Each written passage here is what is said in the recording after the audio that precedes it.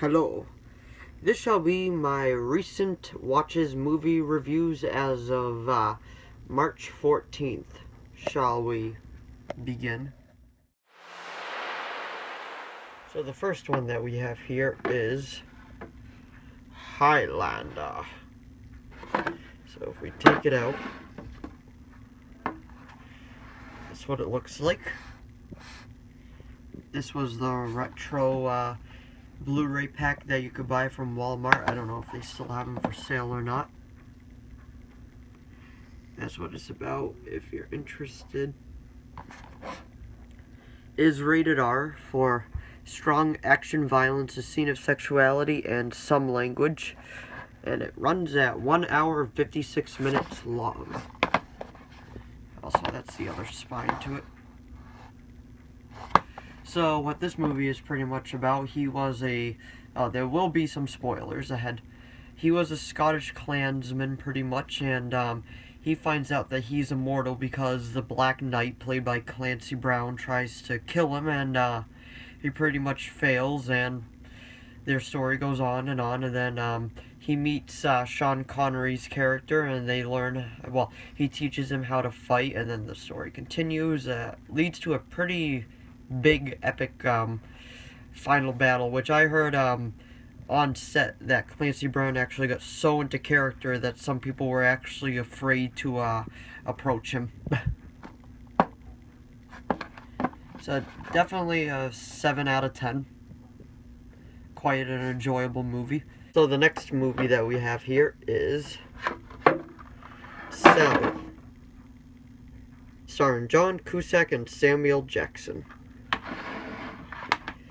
This is based off the Stephen King novel of the same name, which I actually have, but I have not read yet. When everyone is connected, no one is safe. That's what the spine looks like. That's what the story's about if you want to read it. It runs at 1 hour and 38 minutes long, and it is rated R for disturbing, violent content, terror, brief sexuality, and language. So pretty much what this one is about is anyone connected to their phones, this like frequency comes over and pretty much makes everyone into like zombies. This is pretty much Stephen King's version of zombies, just a lot more violent, like really violent at some parts. John wasn't on the phone at the time, and so he's saved. Samuel Jackson's character, he was a train conductor, I want to say, and then they end up meeting, and so they form pretty much an alliance to survive. John Cusack's character is trying to find his family, because what I got out of it was that he was recently divorced. The story was a tad bit choppy at times, and the ending was something.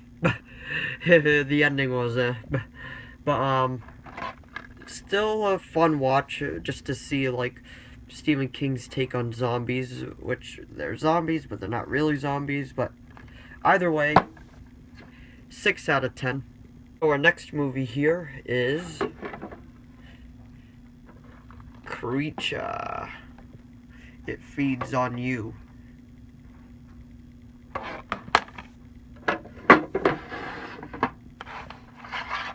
That's the spine of it. That's what it's about, if you want to read it. Movie runs at 1 hour and 33 minutes long.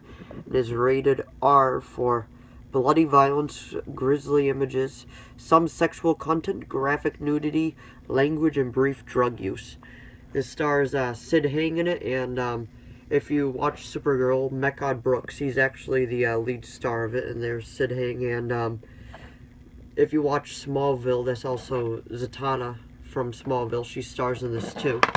Which pretty much this takes place in Louisiana. It's pretty much like it's a flat out horror movie. There's not much more to it. Has some like features of the Hatchet series, if you've seen those. Victor Crowley. Pretty much this is Louisiana's folk tale, Lockjaw. And it feeds on people, and then as the story progresses, you realize that this... spoilers ahead. you realize that this redneck family is actually the one's descendant from the line of when he was a human, and they actually want to pretty much just keep him alive. They believe that he is a god.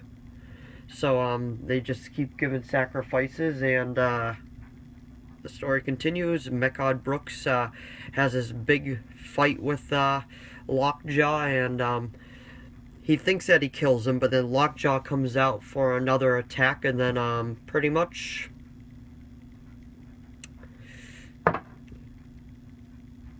like Lockjaw kidnaps the girl, and then Mechad Brooks jumps in to save her. This is all underground. It was like in a mud quicksand, and then he comes back up with Lockjaw's jaw, and it's pretty much a happy ending.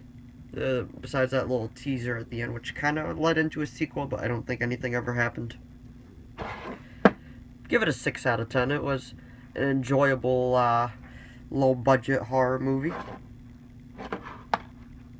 So the next one is actually one I watched off Netflix called Barely Lethal. I will impose an image in it right now. So Barely Lethal stars Samuel Jackson, the girl from Bumblebee, the new one. And pretty much what it's about is orphan girls, when they were when they're orphans, are brought into this secret elite training facility run by Samuel Jackson, which they're just hard asses on him. And then one day she dies. At least they think so, but she sees this as a chance to live a normal life and just do the things that she has to do, blah, blah, blah, blah, blah. And then the villain of it, played by Jessica Biel, I believe, I think it was her, she finds out that she's still alive, so she tries to go after her. Then, spoilers, you realize that Jessica Biel was actually the first number one, that's what I believe they called her, and they have this big fight. She ends up winning. Samuel Jackson comes to the rescue as well, and then you realize that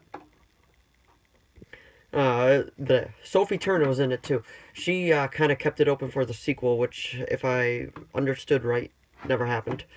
Well, anyway, it was an okay movie. Like, parts of it kind of dragged on. It wasn't great, but it wasn't horrible. I'd give it a 5.5, 6 at most. It was okay. And then the final movie that I watched was...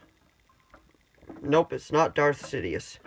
It was actually Triple Frontier, that just came out to Netflix a little while ago. I believe it has Ben Affleck in it, Oscar Isaac, Charlie Hunnam.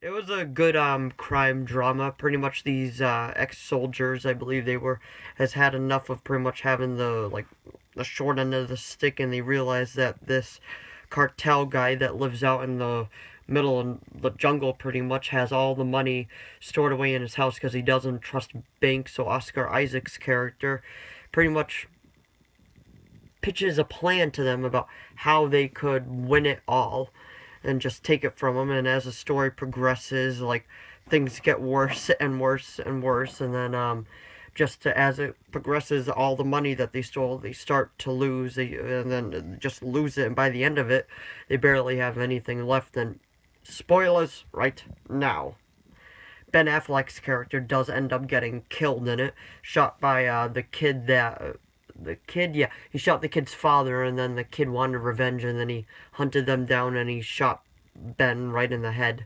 That was a bit of a surprise, but overall, it was a good movie, good crime drama. Definitely give it a 7.5 out of 10. If you like this video, please give it a like and a subscribe so I know to keep making more of these. Thanks for watching this recent reviews for my movies, and I'll see you next time. Thanks. Bye.